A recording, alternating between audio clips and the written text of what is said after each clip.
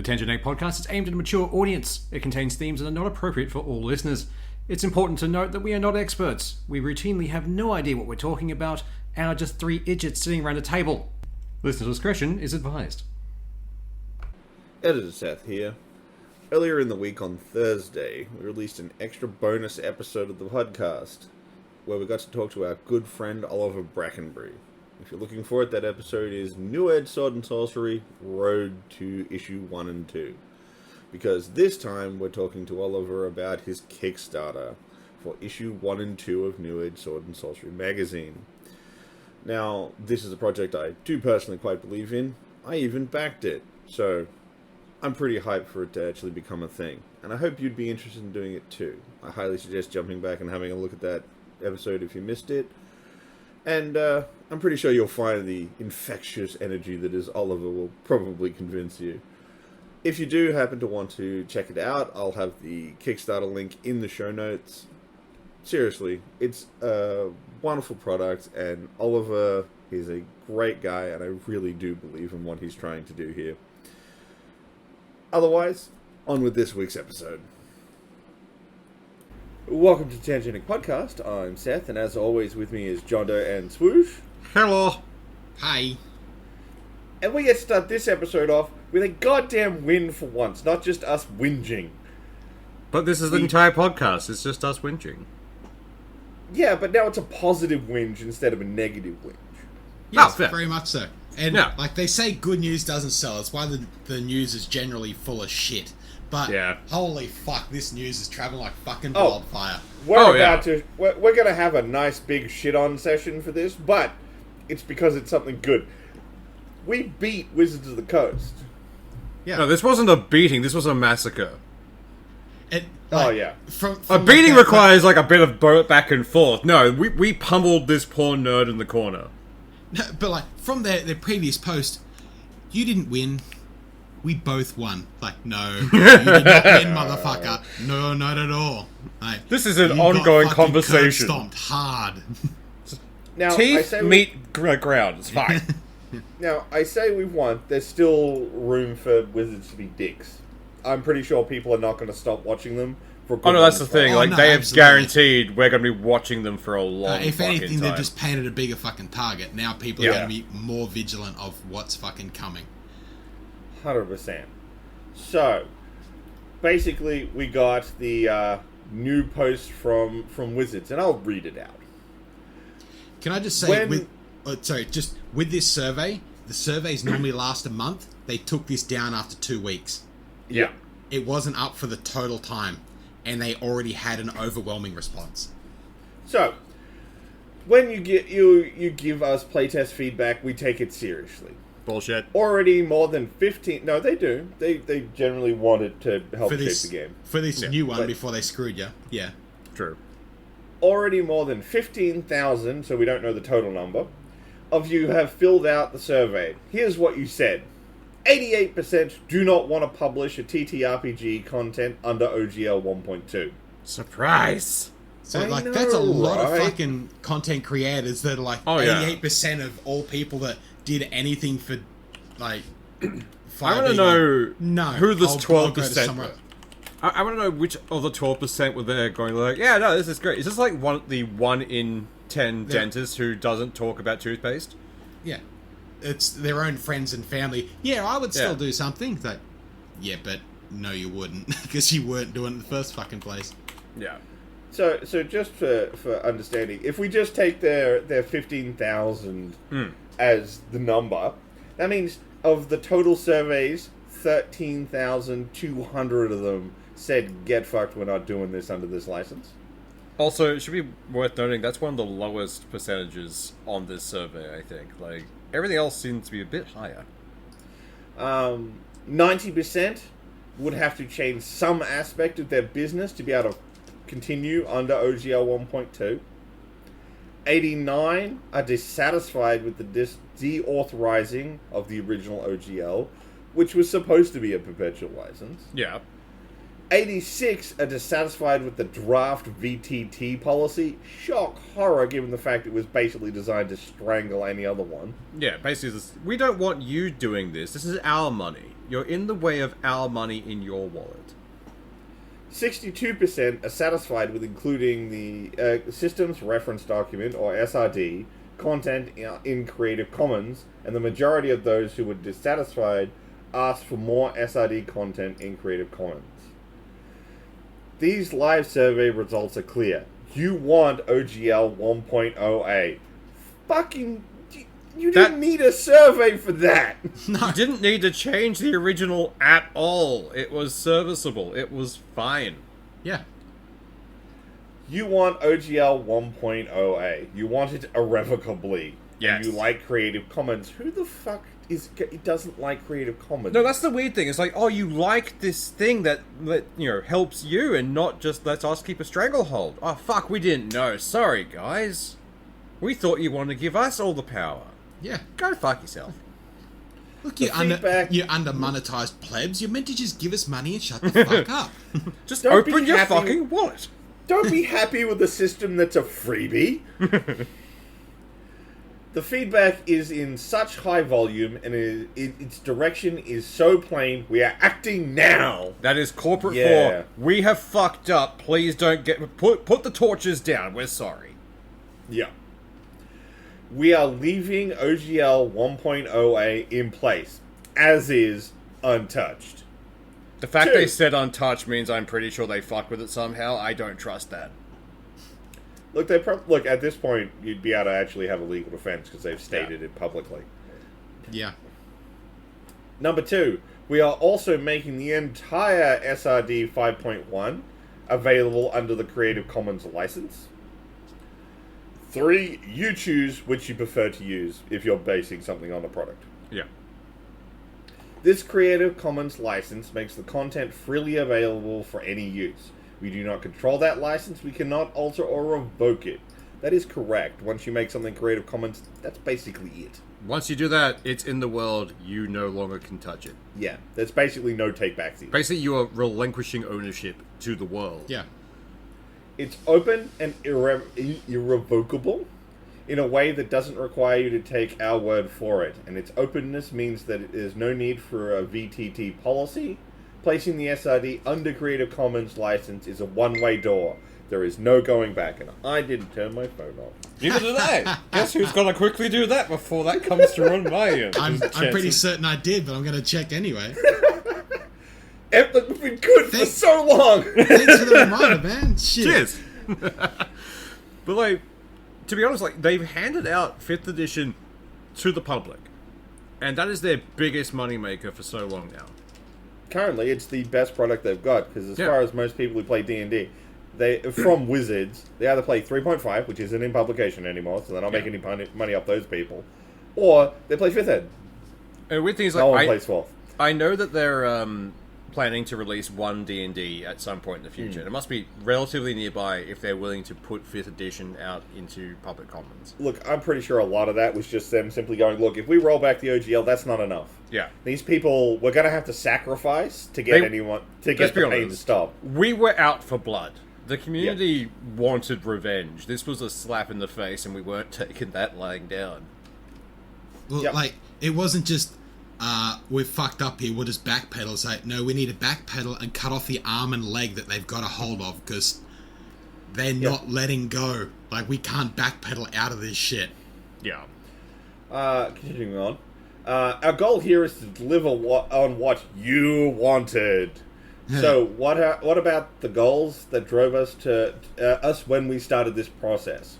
We wanted to protect the D&D play experience into the future. No, you didn't. We still want to do that with your help. We're grateful to this community, its passion, and it's active because you'll need to help us protecting the game's inclusive and welcoming nature. You were literally trying to stonewall the freaking system. They were trying to gatekeep the system, and when we got angry, it's like, oh, fuck, we can't do that? Oh. Sad face. We wanted to the OGL to TTRPGs.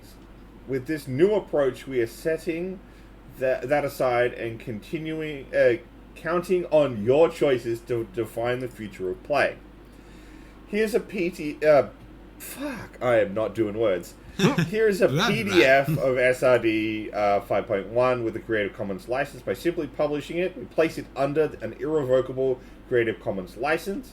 We'll get it hosted in more convenient places next week. It's important that we take the step now, so there's no question. And there is a link, and they did do it. So, basically, at this point, there is a no take backsies. Yeah. They have literally done it. They can't be like, oh, we're going to do it in 2 weeks' time, where it just never shows up. No, they have done it. That's it. 5.1 is in Creative Commons. We'll be closing the OGL 1.2 survey now. We'll keep talking with you about how we can better support our players and creators. Thanks as always for continuing to share your thoughts. Executive Producer, Dungeons and Dragons. So that was their statement on it. Yeah, that was their walkthrough. Basically, we, like you said, John Doe, we got an arm and a leg, and we weren't letting go, and they had to slice them both to get away. Oh, yeah. You got to wonder, like, the higher ups, that anyone that was pushing for this to come through, like, there's gonna have to be repercussions coming back on them. Like, Oh, yeah. like, there's pretty much, well, this fucked up and you were pushing it, so you need to fucking march on out of here before they start kicking up a stink. So you need to leave, because they're at the doors and they're begging for blood. Look, we sacrificed 5.1 to them.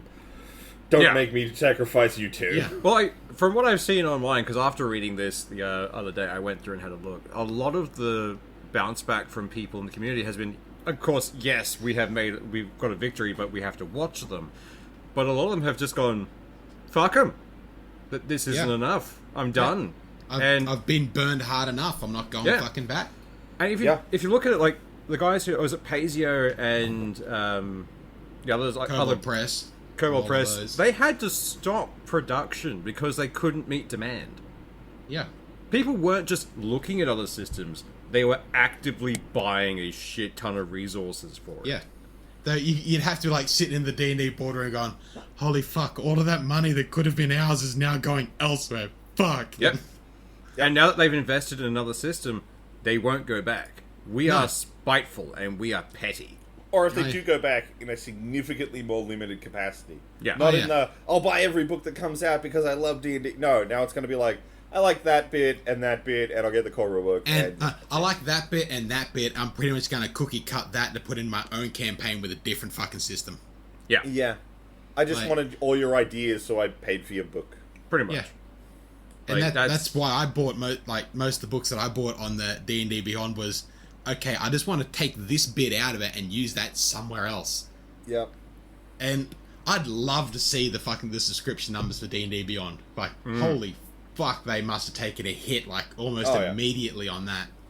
Oh, they've been diving it. They've been in free fall for a while, I think. I don't think they've stabilized yet. They may have. Couldn't tell you. But I think after this, it may stabilize, but pretty much the whole thing's going to be in fucking triage more than anything else. It's like, stem the bleeding, please, please, please. yeah, Bandage, quarter the wound, pray. I don't know if they're ever going to be able to make it back to what they were, essentially. No. Like, that's a hell of a ditch. Not without a complete overhaul. Like, they'd almost need to change the name or do something fucking major. Like, Well, that's the thing. When they release D&D 1, or whatever the fuck they're calling it, 1 D&D, a lot of people aren't going to touch it. they almost need to change the name to D&D 1.0A. Yeah. But I mean, like, people were already having some questions about D&D 1 from some of the rules suggestions they made, but they were still working with the community on ironing that stuff out. Yeah. Now that question is just skyrocketed. Be like, who cares? You guys don't. Yeah. What I did notice, there was no attempt at fluffy banter in this one, as opposed to last time. There's Like, no we rolled a one. No, It's like, we're being straightforward here. We fucked up. We're so sorry. We're not making light of this. Because that fucking backfired on them so hard. The community's like, no, you don't get to make jokes right now. No, fuck you. Yeah, like, then there's still a whole heap of questions about what they're going to do with their VTT. Like, Yeah. because it is very much a walled garden. You can use this, but you can only use it without shit. So why would anyone want to use it that does anything else? There's already plenty other better VTTs out there. Oh, yeah. It's like the whole thing, like, you look back at, like, Metaverse and shit. It's the whole thing with that, where it's like, oh, we made our own VTT. It's like, is it better than the ones out there? It's like, We made our own VTT. Look, that one at least looks good. Meta couldn't even get VR chat. It didn't even have legs. I still don't know why they could. I'm really surprised Nintendo didn't sue the guts out of him for looking like me's. Oh, you look like me. I still don't understand how they couldn't find a big enough truck of money to drive up to VR chat and be like, us? So give it. Hand it over. It's ours now. That would have saved them so much work. They'd have had a better product that had been to market already instead of this beta testing bullcrap. Yeah. Fucking stupidity. And, like, all I know is this is going to be great for every other TTRPG in the world. Absolutely. I'm very happy to burn D&D if it means everything else gets to rise. Oh, yeah. Yeah. It's like the aristocracy, like the French aristocracy being beheaded. Like, that's just what's happening right now. The peasantry has rebelled because all great and mighty D&D has decided that we can, let them eat cake. And now we have to, fuck it. Heads will roll. Yeah, pretty much. But, so, do we want to move on to something else that's somewhat positive? We have episode? We have two positive things. Yes. What are we, COVID?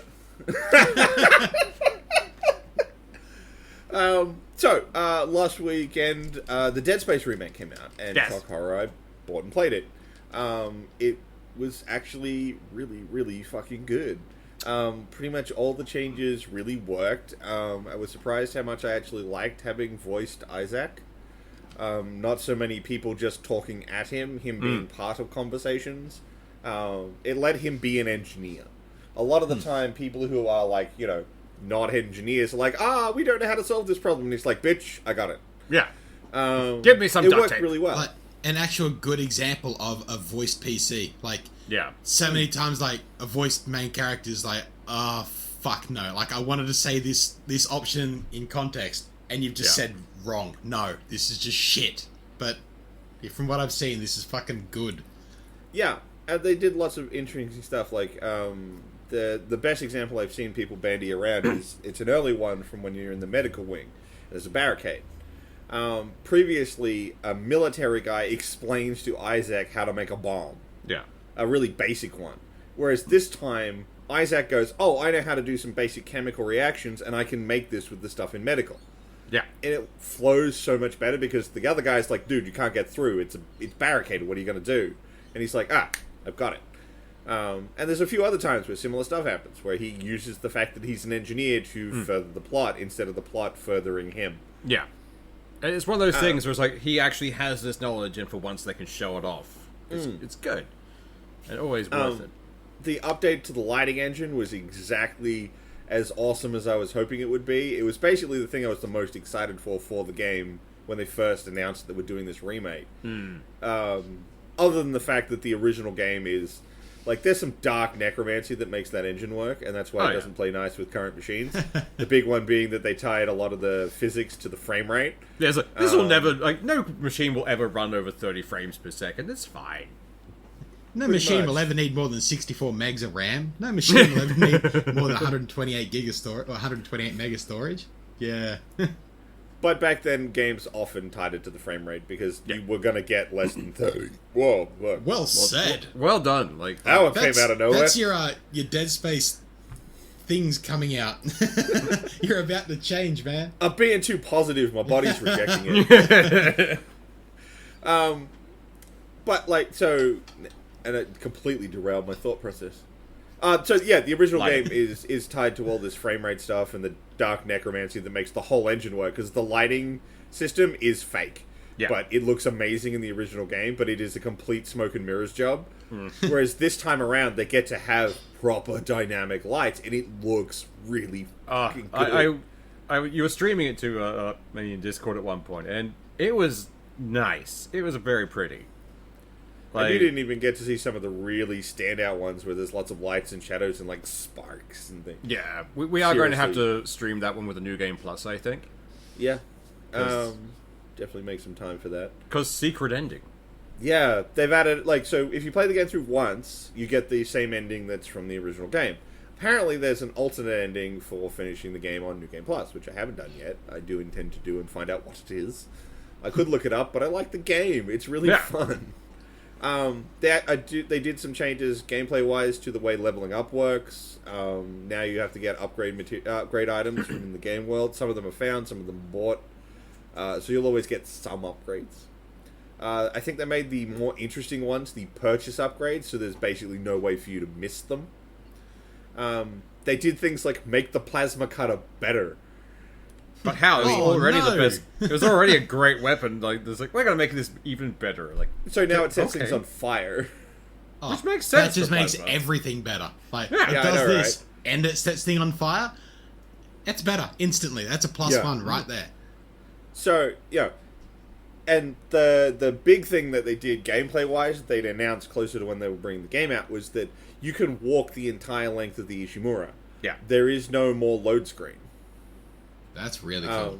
The train is now just for like quick travel or something, isn't it? Yeah, basically, to get to certain hub points between areas, because there is a little bit of backtracking in the game. So, of course, they don't want you to walk all the way back. They just want to walk the connections once, then you unlock the tram stop, and you can fast travel there. Yeah. But, theoretically, you can walk stem to stern of the Ishimura. There's no jump in this to go to the next level. It's all seamless, and it's fantastic, and they do have to bend some of the plot around to get it to happen. Yeah. But I welcome that. To have a better, more immersive product, fuck yeah, let's go. And then there's the re-overhaul of like the 0G combat, and everything for that is a lot better. Which works great. Basically, just have free movement now in 0G, which is great. Yeah. It's just like it is in 2. Yeah. But that's fine. They didn't need to reinvent the wheel. They just had to implement the round wheels instead of the square ones. The biggest thing I think the community is going to love is the fact that that turret sequence has been completely changed. Oh yeah, and The it's asteroid turret much, sequence. much better. Yeah, and it makes way more sense. So this time around, they've got the turrets online, but they're not calibrated. There's an error. And Isaac points out that, like, I can just bind the turrets to one of my weapon lasers, and I can point the turrets at the asteroids and recalibrate them. But to do it, you have to go out on the hull of the ship during the asteroid strikes. So it's much more intense. Well, it's not... I wouldn't say it's intense, but it feels more intense. It's more immersive. Because you're actually out there. Yeah. You're in 0G. You're slowly running out of air. You're trying to recalibrate these turrets as fast as you can without actually getting hit by asteroids. It's so much more satisfying than poo, poo, poo, poo, poo, poo. Job's done. Yeah. It's good when they do a remake and they actually, like, build more on the game. Not just... Here's a 4K texture map. Enjoy. Well, you can tell that they cared about the product because they put a lot of effort into it. I mean, like that. Most of the time, if I was looking at a remake, which is I mean, even the line between a remake and a remaster is really blurry. But generally, I would look at something like the Spyro remakes, which were like we redid all of the models, we redid all of the textures, we remade the game in a new engine, and I'd be like, "Yep, that is a great example of a well done remake." Yeah, this shit just redefined that. Oh yeah, this is, as far as I'm concerned, of the remakes I've had the chance to play, this is the new gold standard. We did not just HD it and put in some fancy lighting. We went back through and fixed problem areas. We rebalanced the game. We tried to enhance your experience. Like I've said it to a few people, it's like when a band remixes one of their really early songs. You can feel the original in there, but all the new instruments, the new skill they have to create comes through. Yeah. That's this game. It is a wonderful remix of the original. None of the beats are different. It still sort of plays out the same. But the actual process of that play out is so much better.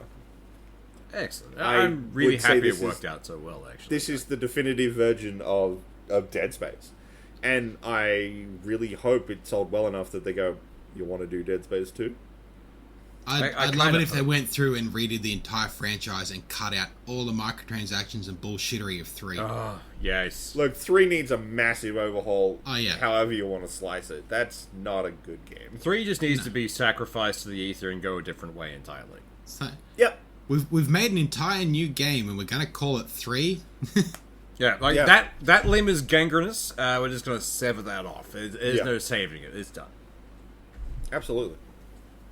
But Like, I would you welcome say it like jest, but they absolutely fucking need to do that. Yeah. It's like 1 and 2 are great games, but 3, oh god, Yeah. I don't think I even finished 3. I got like halfway through. I'm like, nah. 3 is when EA really bought into it, wasn't it? I think they bought Because into I thought it was 2. after 2 that EA bought in. All the games were owned by EA, because EA owns Visceral, which was the studio who made it. But I they thought EA bought into Viscera like after they'd done 1 or 2 or something. I thought that's when they picked them up. But I could be dead wrong there. Look, you know what? I'll have a quick squiz. I'm not gonna say it now. And now I've got to try and differentiate between original Dead Space and Dead Space 2023. Yeah. Original Dead Space, put out in 2008. Owner Electronic Arts. Okay. I think it was like, well, that was before EA started getting cartoonishly evil. I mean, like, 3 was a joke of microtransactions. 3, I think, is when they were like, wait, people will just pay us anyway? Fuck them. Kinda. Yeah. And, like, I gotta give credit to Motive Studio, who's the guys who handled this remake. Amazing. Amazing job. As much as I would have loved it if they could have somehow gotten Visceral guys in for this. I mean, they're off doing Callisto Protocol. Great game, but this is... I really hate to say it, given the fact that Callisto didn't come out... Like, Callisto came out in December. Yeah. End of November, early December. And less than 2 months later, fucking dunked on by their original own product. Pretty much. Like, which is kind of hilarious. Like, it's... We made this new game. Like, fuck you. We're going to do better with your old property. Bye! Yeah, pretty much. And they did. Because Callisto Protocol was fun, but holy shit. It's not Dead Space. I'm Yeah. sorry. It's not. Really. But this remake is, like I said, it's completely redefined what I consider a good remake. And I'm going to ask you guys, is there anything you'd like to see get this sort of remake treatment where people really come back through and really, like, they don't just remake it and upscale it, they give it the love? Honestly, I would really love that kind of treatment done to Conker's Bad Fur Day. Yeah. Like, Yeah. I want that brought up to the new standard. I want the original multiplayer back, not that fucking Call of Duty weird rip-off they made. I'd want the original game redone, but like expanded on to like a lot of a more modern take on some things, because a lot of that game is going to be fucking dated. Like there's some shit that's like they just couldn't be in a game now. Well, see, that's, very much. I think games like that would be very hard to do this sort of remake process too, because they're heavily reliant on jokes. Oh yeah. Yeah. Things like a game I think I would love to see get that sort of love would be Perfect Dark. Yeah. Ooh, yeah. Because there are some chunks of that game that are, for lack of a better way to put it, kind of rough. Yeah. But overall, it's an excellent game. Yeah. So I would love to see someone go back in and be like, cool, we can actually portray on screen the kind of shit we wanted to say we were doing, and it kind of had to use a bit of gamer magic to, imply is happening. Fuck it, we can show it now. Like, they did do levels. They did do an updated version of it in the Rareware collection for the 360, I think it was. It might have been the Xbox One. But it was still looked very old N64 version. Yeah. And they did do a version of it on the 360. I think it was a launch title for it. That abomination. It was fucking horrible, but it had so much potential to be fucking awesome from the first game. And then Rareware just got shoveled off to do fucking Connect bullshittery. Yeah. Whatever happened to Banjo 3? It What? died.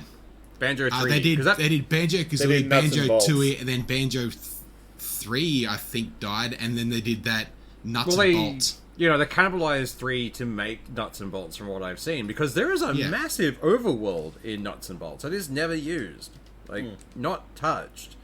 So, No. oh, okay, so you made another game and then randomly made it a racing game instead. Okay, why? Yeah, a build your own vehicle racing game.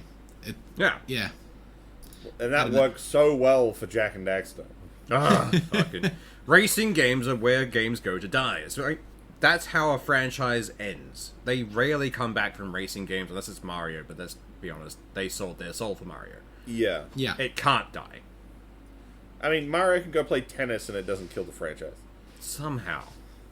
Hell, he plays golf and that doesn't kill the franchise. And golf is a very boring sport, not gonna lie. Yeah. Yeah. It all depends on how you play. If it's That's true. like a drink per stroke on like playing at 18 holes, it can be a lot of fucking fun. You can go through. Yeah. If you're a bad player, holy shit, that can be fun. You become a worse player. I'm pretty sure you're not playing the full 18 holes. Somewhere around like hole 3 or 4, you're probably like, oh, we're done. No, But call the eventually clubhouse, they- you need you- a refill. Yeah, eventually you collapse in a bush somewhere and your mates leave you It's- behind, so... That's why you have a buggy each, and then someone driving another buggy with just the esky on the back. Yeah. And It all by that makes stage, sense. you just pull up around a water trap, light a fire, and say, right, we're here for the night. We'll finish tomorrow. But, like, honestly, there are so many games that I would love, especially from Rare. Like, they have a very impressive old collection, which I would love to see brought into the new generation. I think the problem is the best stuff from Rare either is old 3D platformers, which, let's face it, they don't update super great. True. You can do it, do not get me wrong. Hat in Time was fantastic. I honestly believe anyone who likes those sort of Rare games should go play that game. Or they're their original games that they got Big 4 on the Nintendo, all the Donkey Kongs and whatnot. Yeah. And those still look amazing. Like, We've not even even like had a new Donkey Kong in, like, the last 10 years. No. No. Last one was 64. Oh, wow. Fuck. That's a market that probably needs a rebirth. yeah, but that's only coming to Nintendo. It's not going anywhere else. Yeah. And Yeah, but Rare owns the license for Donkey Kong. I thought he was a primary Nintendo character. Oh no, he is. He is. Yeah, because he was brought into There's some Smash. part of it. There's some reason like the Nintendo hasn't. That's made why it it's taken so long for GoldenEye to re-come out. Yeah. Of course, Warner Yeah. Brothers owned a piece of it, Nintendo owned a piece of it, Rareware owned a piece, and no three wanted to be in the same fucking room. Yeah.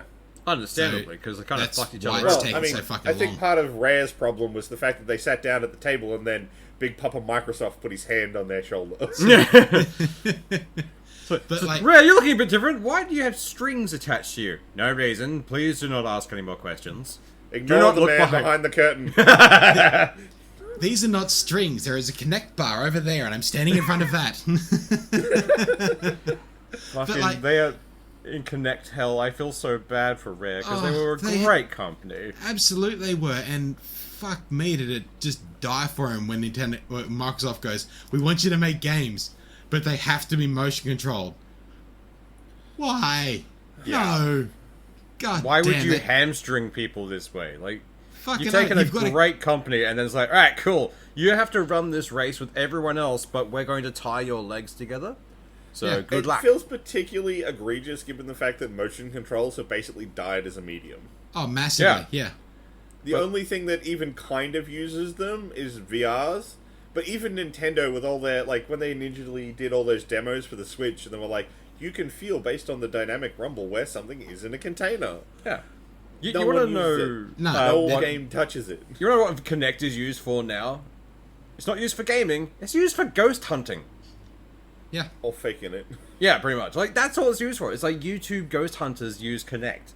And that is Or- basically And it. it's just because it can do the cool dot thing. Yeah. Yeah. And I've seen some people hack them into doing an AR pool table where you can line up your cue onto a ball and predict where it's going to fucking land. And like dumb shit like that. That's pretty fucking cool. Like if you're an engineer and want to fuck around with some cool shit, find an old Connect and fuck with it. That's fucking Have fun awesome. with it, yeah. But it had no place in gaming. Like No. it's same as fucking 3D TVs. It just fucking Yeah. It was a unnecessary. fad that was just going to die. And it's just, But at least it died out quick.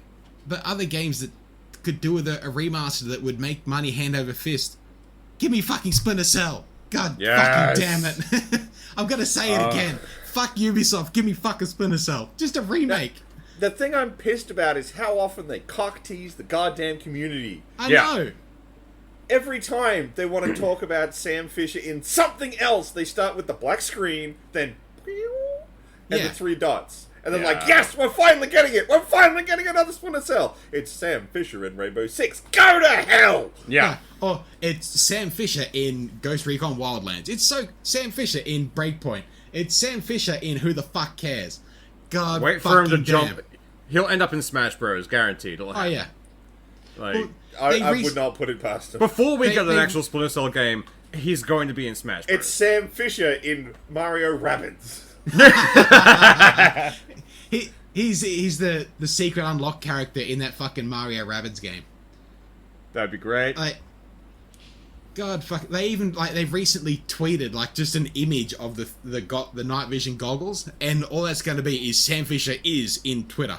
That's all that's going to fucking be. It'll be nothing more than that. All I want image. is for the community one to of the turn times- around one day and be like, fuck you. Just, no, we're done. I mean, fuck you. that kind of happened when they did it. They did tweet the goggles once. Yeah. And people were like, this is an announcement. Like, no, we were just trying to get a feel for if people still like Sam Fisher. Get fucked. Get out. Yeah, Give me the fucking game. That's not even blue balling. That's something altogether. That's something very deep into BDSM fuckery. That's a company being a brat. That's what it is. Yeah. It's bratty behavior. All we need now is someone to come out and pretty much Callisto Protocol, instead of fucking the Dead Space remake. If the Dead Space remake had flopped hard, Callisto Protocol would have been like, oh my fucking god. This is the game we wanted instead of that bullshittery. But Dead Space was fucking great. Oh yeah, they We pulled need that fuck out of the that. bag. We need someone Yeah. to come out and go, you know what? Fuck you. I'm going to make a game. And oh, look, your remake is shit. Fucking Well, it's play what this happens instead. when you give a property to someone who actually gives a shit. Yeah. As opposed to, say... Actually, that's something we were meant to talk about a while ago. Velma. Like, Oh, yeah, you watched that. I've caught up on that now. And that is what happens when you give a property, a much loved and nostalgic property, to someone who clearly hates it. But Like- that didn't need to be a Scooby-Doo show. It could have been called anything else and been the exact same fucking thing. It could have been a Venture Brothers level parody of Scooby-Doo. Just Yeah. don't call it Scooby-Doo. Just call it Doobie Scoo. I don't give a fuck. Yeah. Like, It's fucking horrible. The only characters I give a shit about are their bastardized version of Shaggy, because he occasionally has a good thing. Look, his best episode was that one where he The cardigan. learned about how the cardigan works. Yeah, so he just started using a cardigan to make him look like more... So the idea is that truthful his dad's a or something. counselor, and he goes Yeah. to his dad, and he's like, why can't I talk to people? And it's like, because you're not wearing a cardigan. Cardigans make you look frumpy and approachable. Yeah. So more people will open up to you, and then he abuses the power of the cardigan and gets himself in trouble. Yeah. And the only other thing person I like is Fred, because he's a caricature of just generic white people behavior, like rich white people. Yeah. And that occasionally has funny things. Very occasionally. They actually even had a decent joke that involved him. Yeah. Like an actual legitimate one. There's an episode where Velma and Fred go to a historical society. Yeah. So of course the joke is everybody there's freaking old because no young people go to a historical society. Yeah. Velma has one of her we haven't even set it up, but I'll explain it afterwards. Velma essentially dies. Yeah. And Fred goes, anyone got a defibrillator? And literally every old person pulls out a defibrillator. Like a portable That's one. like, that's a good joke. That is well set up and played out perfectly. And Good work. that's why I hate this show, because occasionally there are those little sparks of creativity. It's like, you could have done better, but instead you chose the lowest common denominator. yeah. Why? But I mean, like, the main writer for this, Mindy, whatever her fucking name is, she Yeah. wrote a lot of the episodes, quite a few episodes for The Office. Yeah. She's capable of good funny writing. shit there. Yeah. But you didn't do that at all. No. It's like, I can do funny shit. What else is there? so Like- to run it down for anyone who hasn't seen this show, we should probably explain why Don't- we're so don't shitty fucking about the watch it. characters. Nobody Yeah, should ever one. watch it again. If enough people Yeah. don't watch it, they won't do another fucking season. Pretty much. So, take our words for it. We've inflicted this upon ourselves. Do not watch this goddamn show. So, the main character cast. one, you've got Daphne, who is now Asian for no reason. Yeah. But they make a big point about it's weird for her to have red hair, and that's a big deal. I don't know why. Fucking whatever. She also randomly sells drugs on the side. Well, see, this was the thing. Like they did the stereotypical bitch girl. Yeah. And it doesn't really land very well because they clearly wanted her to have more complex character setup, but they keep just returning to this one stereotype.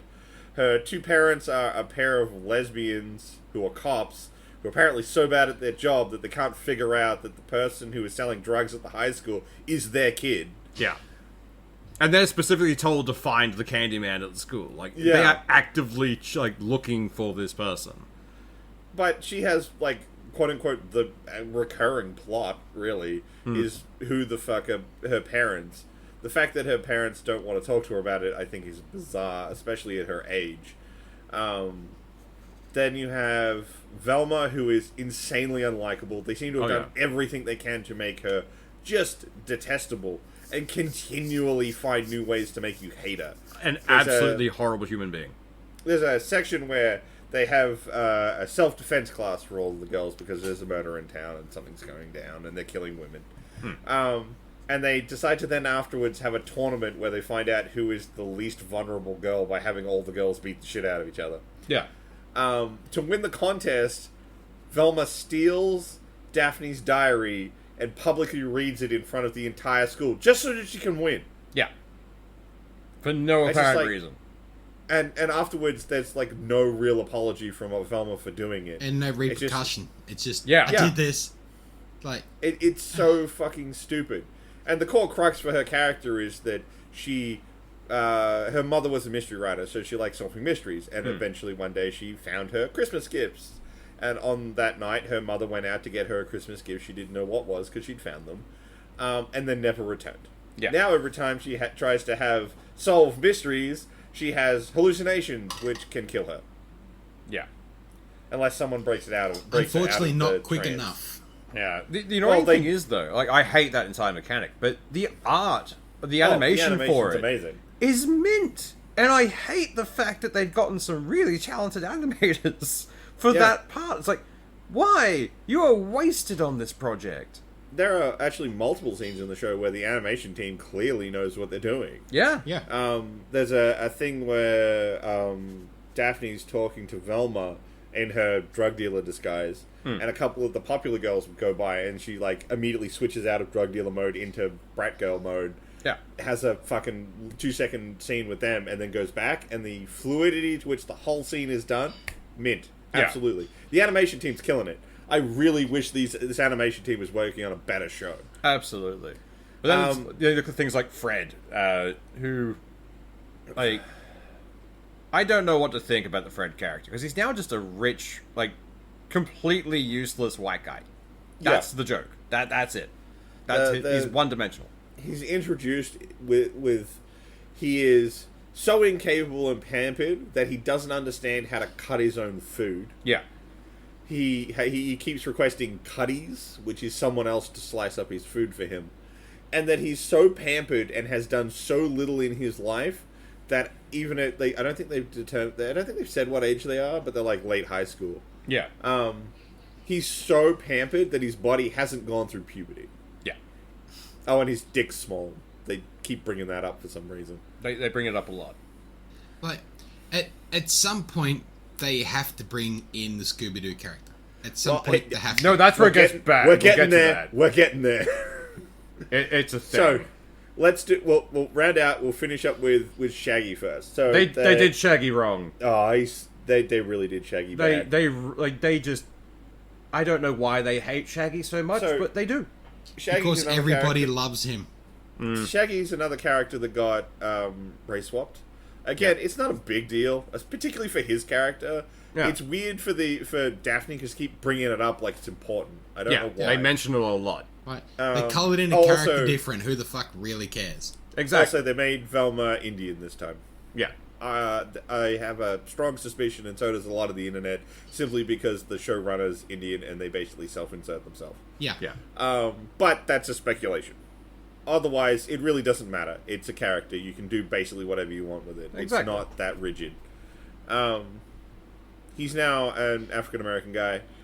His big thing is he doesn't do drugs. Yeah. He hates 420 culture and everything to do with drugs, which was a running fan theory for the original Shaggy. That's why he hangs out with a Great Dane and eats dog food. Yeah. And he's constantly giggling.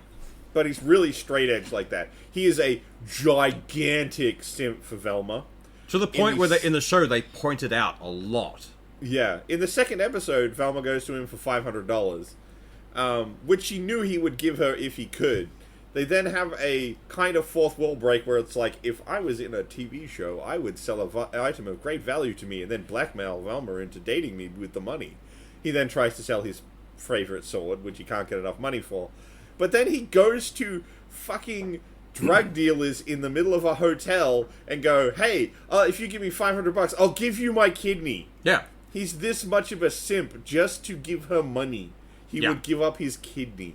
It's terrible. There's other stuff that's in context. You kind of would need to watch the show to get why it's so fucking bad.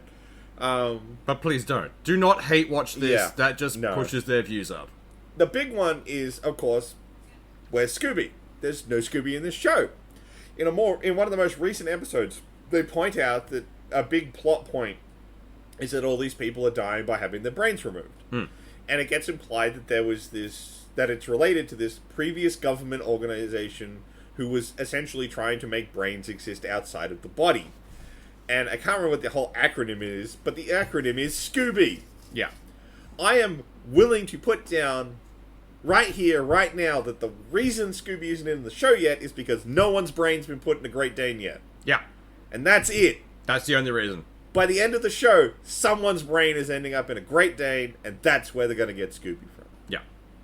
Well, find the wokest, most socially acceptable character there, and that'll be the character. Probably. There's probably a couple they're keying up for it, but it's like, I don't know which one they'll go with. I have a sneaking suspicion it's going to be Shaggy's dad. Yeah. Because he kind of looks like original Shaggy. He does. And he shows up in a flashback as well, or someone who looks very much like him. So there's a good chance it's going to happen. So that would be my guess, but my only prediction is that someone's brain is ending up in a Great Dane, and that's where they will get Scooby. And they'll call him Scooby because of the government program. Yeah. This seems like someone who hated Scooby-Doo as a kid has been handed the property and has decided, you know what? I'm just going to do everything I can to make these characters unlikable, so people hate watch my show and guarantee me another season. And that's what people are doing. HBO's put out some of the most bullshit stats about this show. Yeah. One of them was it's the most watched animated show on their service. They shit-canned every other animated show. Yeah. It's the only one! Yeah. Of course it's your highest rated one. But it's just... it's one so star strange. is still higher than anything else there if there is nothing else there. Yeah. The weirdest thing, though, is the fact that they have... I don't know who this was made for. No. At all. It angers everyone, and I think that's the point of it. Yeah. But this could have also been an offshoot of the old Adult Swim, back when that was fucking good. Back when they did Harvey Birdman and shows like that. They could have done a spin-off of Scooby-Doo where everyone gets fucked up. Yeah. But they try to do this is the new Scooby-Doo. No, it's fucking The weird thing terrible. is, if you were going to do this show, just embrace the stereotypes. It's so much easier. That's what the show is about. That's what makes the show. Everyone knows what the characters are going to be. It's just Monster of the Week that gets his mask ripped off. Yeah. You don't need any more than that. And we've had this conversation before, where if you wanted to make a off-the-cuff version of it, you just have Fred as a wheelman who loves his van more than anything else in the story. You have Daphne running disguises so they can sneak around and do shit. Velma does tech, and you make Shaggy an actual drug dealer or someone in that community, so he can get underground information. Or you make Shaggy the damsel in distress. He's the bait. Yeah. Well, he's always going to be the bait, but Yeah, it's we need to get some weird information that, about some weird thing that's going down. It's give me 5 minutes, guys. I know. Yeah, it's I know a guy in this area. I sell to him occasionally. And you just lean into it, because it's obviously made for an adult audience, because they go through it a lot. There's already a great example of doing this, and I'm so annoyed it didn't get a follow-up season. It got shit canned. which was that Muppets remake they did, where they kind of lent into a more adult setup. Yeah. Where, like, Dr. Teeth's Dr. Teeth and what's his band called? Electric Mayhem. Electric Mayhem, yeah. Like, it's always been a joke between in the fan community for Muppets that they're on drugs. Oh, yeah. And most likely weed. They make jokes about that in that show. There's an episode where the bear guy is trying to sell cookies for his kid from school. Yeah. And they're just like, look, man, I don't want any, but, like, man, go find the band. They're always got the munchies. Yeah. They're heavily implying that he's just going to go give them when they next spark up. Exactly. And that works. You don't have to be flat out with it, but you can No. allude to it. Yeah. But, like, you can, little references that build on a bigger joke that's already implied. You can build a fucking show around that kind of shit, not just hit Whereas you over the Velma- head with shit. Velma takes every chance it can to make a fan theory feel like it's wrong, Yeah. or that you're an idiot for believing it, or that it's so stupid. Well, the fact that it'll actively try and tell people who are watching the show that they're fucking idiots. Oh, I don't like 420. I would never 420. Do you know what 420 means? Yeah, it's code for adults who still watch cartoons. Yeah.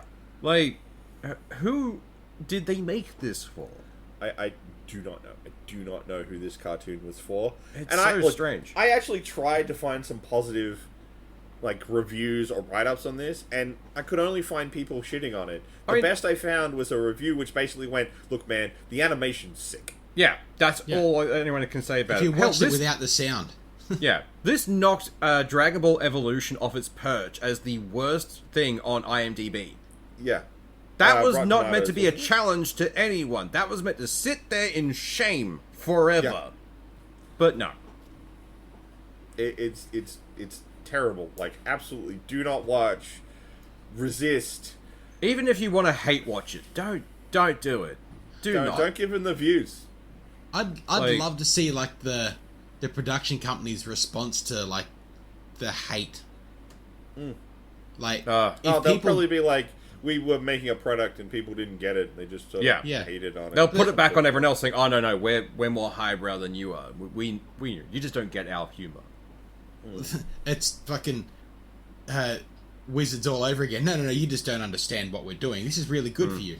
Like, Yeah, actually, I think it's more lining up with the way when people get critical of Rick and Morty and they're just like, oh, you're just not smart enough to get it. Yeah. That's what this show feels like. It's like, oh, you're grumpy about it. Oh, well, you're the 30-something man children we're making fun of, so of course you don't like it. But that fucking Rick and Morty's another whole fucking thing. That's about to Yeah. go down the shitter even more than last season did. Rick and Morty, Inside Job, anything that has spawned from those guys is now just dead. Yeah. Well, it's not dead. No. So anyone who doesn't know, Justin Roiland he's currently on trial for Grooming, wasn't it? domestic violence in unlawful imprisonment. Yeah. At which point the studio making Rick and Morty has cut him loose. Yeah. He they're still planning.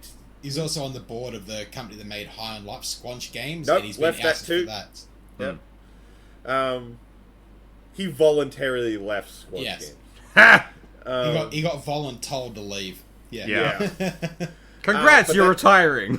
They're actually planning to continue doing Rick and Morty, and they've already done voice recasting. Yeah.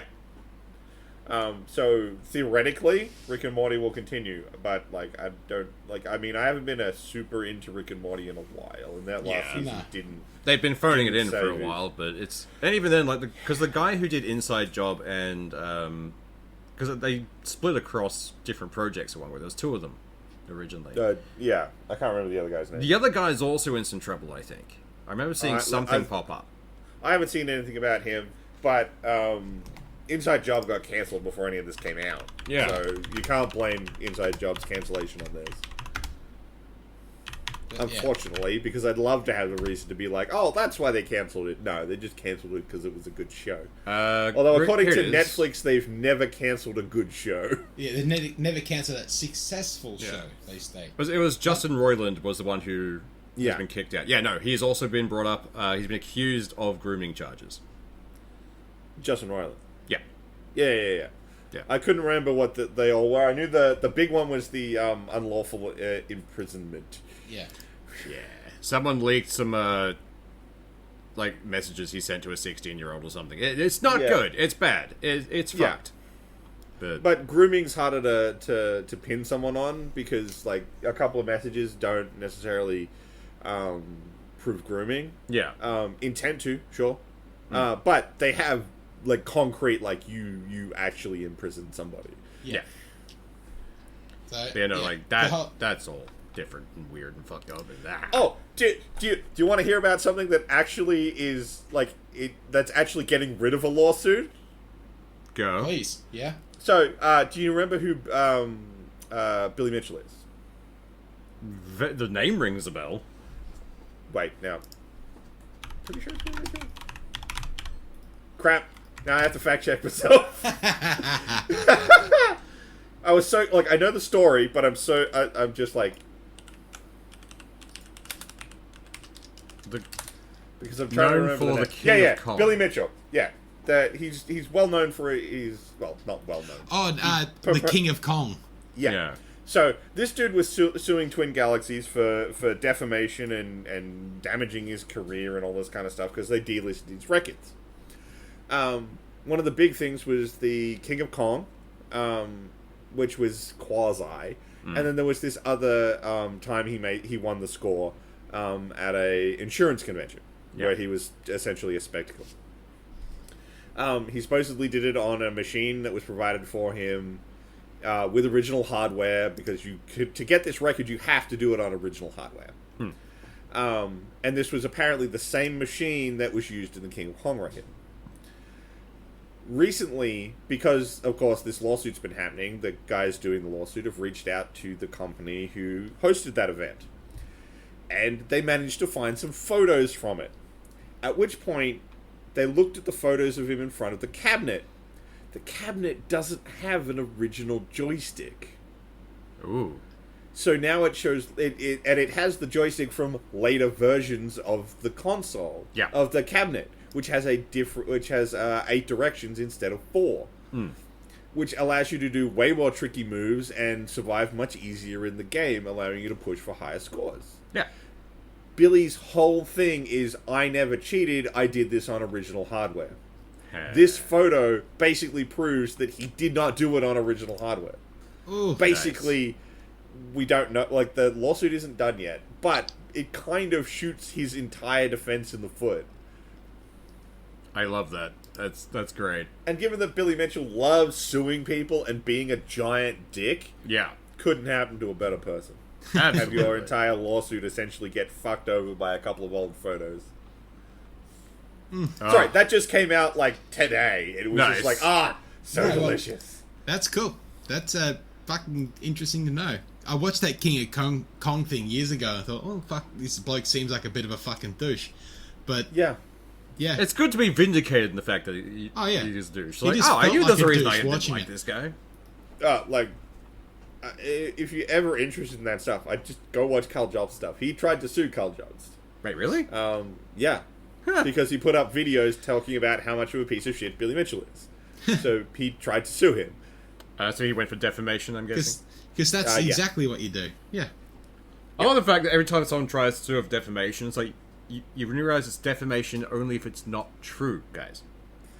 Like, the other witnesses in Billy Mitchell's case is a dude who's been multiple times committed to fraud. Yeah. A dude whose video game world record was proven irrevocably to be false, and he'd lied about it for years, and that guy's girlfriend. They were his 3-star witnesses on why his record was real. Citizens of the community. Yeah. Shit. Alright, that'll definitely hold up in cross-examination. It's fine. Look, like I said, this photo is damning enough. Yeah. Fuck yeah. No. God, that's dumb. So, finishing up the podcast on a nice positive note of a dude who totally doesn't deserve his lawsuit getting fucked! Yeah. But, we did well. Yeah. I mean, theoretically, we're supposed to vamp for 2 more minutes. Theoretically, but, like, what else did we have to talk about today? It's been a very slow week. Yeah, it has. I mean, I give us a lot of credit for getting to 58 minutes without pulling it out. Well, I mean, I just pulled that last one out of my ass, but it was because I watched it this morning. Yeah. And I was really excited to share. That was a pure tangent. It just popped into the squirrel got distracted momentarily and ran. Yeah, pretty much. Actually, curiosity, at what fucking discount would you need to play that fucking Forspoken, whatever the fuck it is, that new RPG that's down? If it went down to like $70 Australian, maybe. Look, if at least it dropped down to 100, it would come into the realms of potential purchase. Yeah. Currently, it's not even in that realm at all. No, at $120 for like recommended specs of a fucking 4070, that's unreasonable. Yeah. So it's not even in the realm of possibility. No. Look, man, I got to agree with Swoosh. You're gonna need to drop it like $70. Yeah. And I might consider probably buy it. Yeah. Mostly I was thinking, for content for this show. I was thinking 50 or maybe thrown into a Humble Bundle. I might install it out of pity. Yeah. But, look, if it shows up in a Humble Bundle, I'll guarantee I'll play it then. Yeah. Well, considering if it got, all the reviews got are tagged onto resounding, Game Pass just to get it out there. Pretty much. The weird thing is, like, the reviews are all just a resounding meh. Yeah. Like, it is bland oatmeal of a game. Oh, I forgot. I had something open because we were going to talk about something that we haven't. If we want to squeeze it in here. Oh, the Microsoft developer. No, the thing with Dark Tide. Okay. Oh, right, yeah. No, we can go through that pretty quick. So, this was just a quick open letter put out by Dark Tide. Now, the developers have, like, anyone who's played the game probably either enjoyed it or walked away. Yeah. I'm one of the people who enjoyed the game as is. Not to say that I didn't want more, because I'm a big fan of their previous titles, but I enjoyed myself more than enough to justify the cost. Same. So, this is an open letter from Fat Shark to the community. We take enormous pride in our ability at Fat Shark to deliver a game that millions can enjoy. This is what we set out to do with Warhammer 40,000 Dark Tide, to create a highly engaging, stable game with a level of depth that keeps you playing weeks, not hours. We fell short of meeting these expectations. Over the next few months, our sole focus is to address the feedback that many of you have. In particular, we will focus on developing a complete crafting system, which is still not done, a more rewarding progression loop, and continue to work on the game's stability and performance optimization. This also means that we will delay our seasonal content rollout and the Xbox launch. We will also suspend the upcoming releases of premium cosmetics. We just couldn't continue down this path knowing that we had not addressed many feedback areas in the game today. Thank you for playing and providing feedback. We really appreciate it. It has and will continue to help shape the game we love. See, basically, that is the correct response from a developer. Yes. Like, that is provided A+. they have full follow-through. Yes, true. True. Because they've not only have they come out going, we fucked up, but they've also like put it forward to go, we're going to stop this thing that will make us more money. We're not going to do anything premium currency or premium skins, and we're going to focus on fixing the issues. Yeah. It's like, done. I'm all for that. There is a lot of good promise in this game, and I'm in for it. I'm going to hang around till it gets good. I am, of course, of the opinion of, like most people, you should put out a game when it's in a better state. But at least having the self-awareness to put out a letter where you openly state, yeah, we fucked that up. And we're going to suspend... like, they could go ahead with the Xbox launch and pick up more money. They could keep putting out premium cosmetics and try and get more money. But they're suspending both of them until the game is in a better state. They basically are taking money off of the table to keep fixing it. Yeah. Fix it with what we've got before we fucking try and ask for any more. Yeah. But I just wanted to say, just with Forspoken, like, there was a Microsoft did a game development announcement where they pretty much played a pre-rendered video of developers talking about 5 upcoming games. And Hi-Fi Rush was one of them. It's a rhythm-based combat game. Before that, no one really knew of Hi-Fi Rush. Like, it was just an unknown. The developer video came out. This game dropped within an hour of it. It outsold Forspoken while also being an immediate release on Game Pass, which you can get for $12. Yeah. Wow. So on Steam, it has, I think it's done almost double the amount of sales on Steam alone, while also being on Game Pass. That's how fucking poorly Forspoken's done. Oh, yeah. I mean, I feel like we've got the full gambit of developers right here. A developer who puts out a shitty product for way too much money and expects to get their return. A developer who makes an incredibly quality product and is being rewarded for it. And a developer who's like, we fucked up and we're going to own it. And until we fix it, we're not going to make more money. Yeah. Yeah. Like, it's a weird spectrum there. Just in this, Forspoken, like, in Australia is selling for $120, whatever the fuck it is. Hi-Fi Rush is selling for $70. Or you can get it for $12 in Game Pass or whatever the fuck that is. Forspoken had been announced years ago and it's had marketing and a whole fucking thing to draw people into it. Hi-Fi Rush was an overnight, here's a game, it looks pretty cool, play it. And that was I've it. seen for it. It looks good. Yeah. I've got it installed. I've been meaning to get around and play it. I got it on Game Pass. Yeah. Like, holy fuck, that's like a it's not big even difference. $70. It's $50. 50. Oh shit. No, 45. It's 45. Let's go down. Refresh. $45 in Australia. And that's not even with the discount some people have been saying that Forspoken's been having lately. Like, holy fuck. I mean, you can get the entire deluxe edition of Hi-Fi Rush for $60. And that gets you 2 costumes, a special costume for your cat buddy, a special guitar, 7 bonus t-shirt designs, and a bunch of the in-game currency thing that gears you use to upgrade. Yeah. And you can mix and match those costumes with those t-shirts. So Nice. it's an actual customizable character, not just a whole body skin. Yeah. So it's just like, it's a better, like, cool pack to have fun with. Fucking and it's oath. still $60. Yeah. That's still well within my, that's an auto buy. Yeah.